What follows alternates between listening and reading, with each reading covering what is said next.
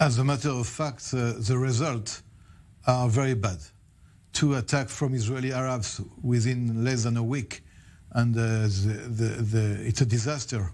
Of course, there is something going wrong among the intelligence capability right now from the Shin Bet.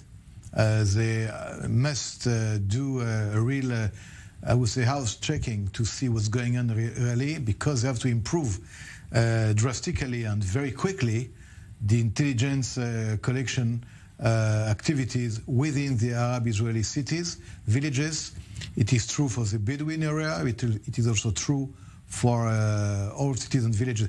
El-Fahim, by the way, is known to be an epicenter of Islam radicalism for years. It's not a secret. It's not a secret that already many terrorist groups came from this city.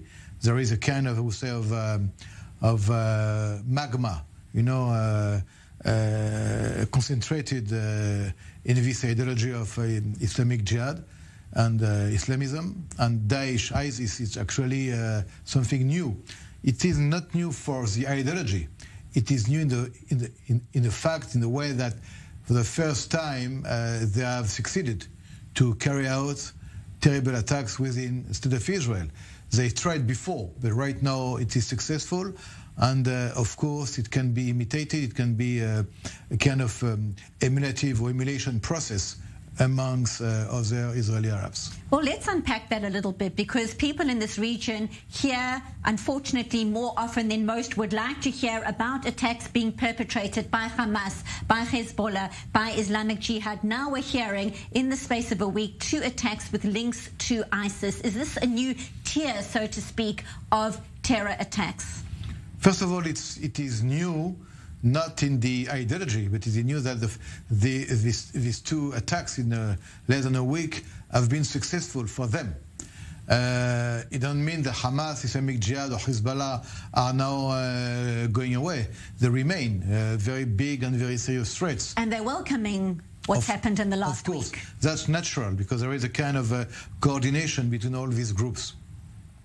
But the problem is, we have to understand, we have to check, do this attack is coordinated within the state of Israel by a local cell, or it is coordinated and organized outside by something bigger, by something larger.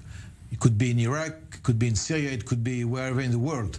And let's not forget that ISIS is not only against Israel, it's against all the West, all American, Western interests all over the world.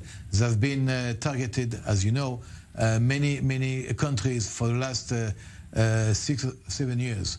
So it is a new phenomena, very worrisome, very dangerous.